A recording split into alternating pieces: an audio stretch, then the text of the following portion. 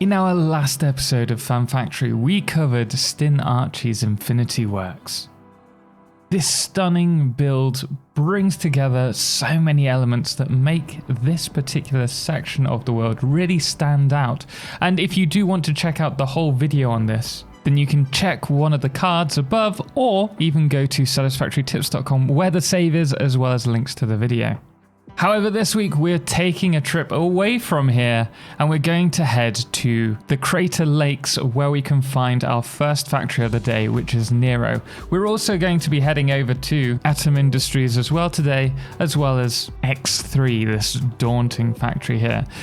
Returning to Nero, the factory very much feels like it's a bit more experimental. There's lots of jagged edges and sharp angles. Stin Archi has also played a lot with the walls. We have lots of the walled slopes here that are cut into one another to give these kind of gill-like looks, matched with behind that foundations and signs. I love how they played around with the angles of the pillars and then put signs over the top of them. The same for using the signs on the edges on slopes so you can only see them for a slight moment. Once we enter the factory, we have the train which slopes down, whereas we can fly straight into the main factory floor. And this feels a lot more like a functional factory rather than one that's more design orientated. Now that's not to say it's not beautiful. Look at the sides and how the pillars are all brought together. It is very well designed. It's just that it's clear that this is designed specifically as a factory that's producing items which are actually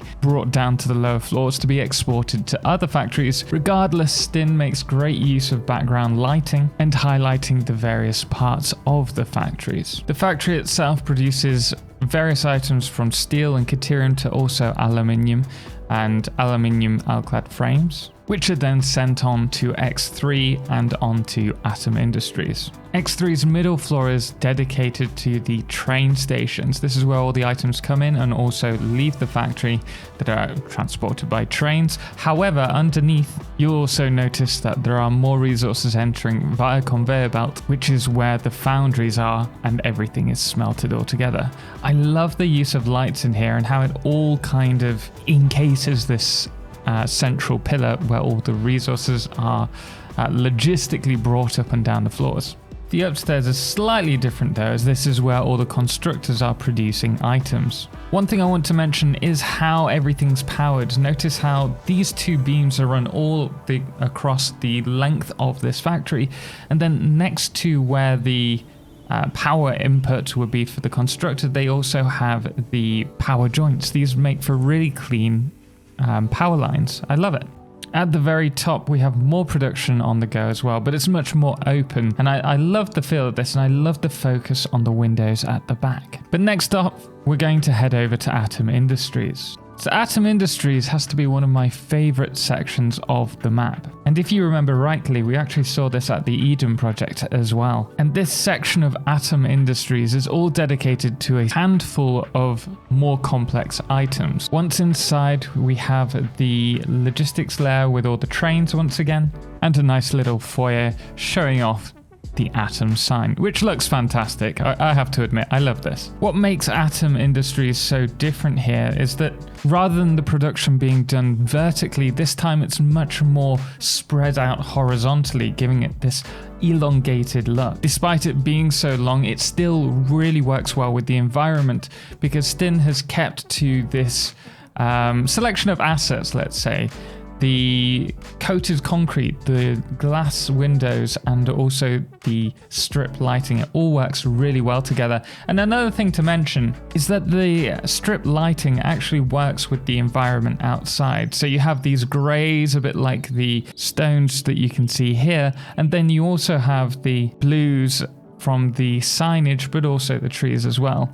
It really merges well, works well together. Inside the factory we have two floors. The first one's dedicated to crystal oscillators, and then the top has a multitude of items. And there's something very relaxing about flying through this section of the factory with the lights coming down on the constructors and then all of the logistics done from the right hand side This massive bus is just so compact and filled with everything. From the opposite end of this factory, you can actually see that there are lines of assemblers. These are all creating these circuit boards that are needed upstairs for the adaptive control units. And it really is quite amazing just seeing down all of these massive lines of production. That being said, I can't deny that this is a factory. It's very much here for producing the materials and maybe doesn't have as much beautification as we're used to in the previous buildings. Well, that's all about to change because we're going to head over to another section of Atom Industries. But before we get there, I just wanted to quickly show you the Shard. This tiny factory sticking out of this rock is dedicated to quartz production. Inside, it's actually a little bit terrifying. I don't know what it is. It suddenly feels very like Evil Lair-esque. And in some ways, it kind of feels a bit like the raw quartz that's going into it, with the shard of pink and then the rocky mineral edges. I love the use of coated beams as a reflective surface for the signs, and I also love the use of these pillars along with the pillar end blocks to give the walls a little bit more of a different feel to it. Though the factory is quite small, Stin makes use of the shape fantastically. There are two main factory tiers, and though it isn't exactly spacious, there is still plenty space. It doesn't feel too cramped, and there's even walkway space for any of the pioneers that want to get up and have a look here. Leaving the Shard, our final stop is going to be up at the top of these cliffs, nicely tucked away out of sight. The way it's built into the cliffs immediately makes it feel to me like it's some kind of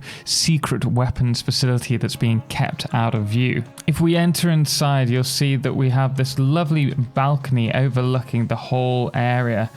Except there's something you can't see, which I will show you in a moment. I love the use of the caverns here, or at least the overhanging cliffs, to make it feel like it's in a cavern. The lighting also greatly emphasizes the dingy, dark feel to it, whilst also having the beautiful, crisp pink trees poking out. And it definitely feels like it belongs alongside the Eden project, especially with this little waterfall that's just featured within it. But this is a production facility after all, so we should probably talk about what's going on here. Again, fantastic work with the use of the coated foundations, the walls and the signs there to give that beautiful look. And it certainly makes me feel that maybe all of my builds from now on should have their own unique branding, because I just love the use of this throughout the build. Now, this factory is dedicated to producing the director control system, and with the use of this programmable splitter, you can actually choose where you want the items to go, whether you want them to go to the train station, the sink, or the drone.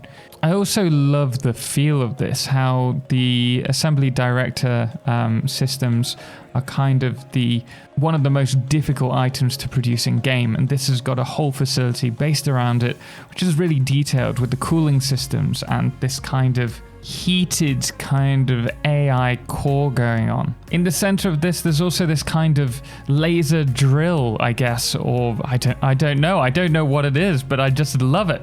The blenders themselves also deserve some recognition. I love the idea of just running along here and checking what's going on, and how you can kind of peer inside all the blenders as they're working. And the lighting scheme that's being brought upwards really makes this stand out even more. Once you've finished checking out this, you need to go down to the train station. The hypertube takes you all the way to this subterranean facility. Once again, no expense has been spared for the detail on this, whether that's the decoration on the side or the simple but effective walkways. The train station kind of gives me this kind of London Underground feel to it, and once done, exports all the resources along and out to the rocky desert. But that is all we have time for in this one, guys. If you did like it, please do drop a thumbs up, and if you want to see more, don't forget to subscribe. Special thanks does go to our amazing supporters, most notably our Solar Eclipse patrons, the Calamity, Cerebral Tag, James Irwin and Firefless, as well as our Lunars Dixie Chris, Lord of July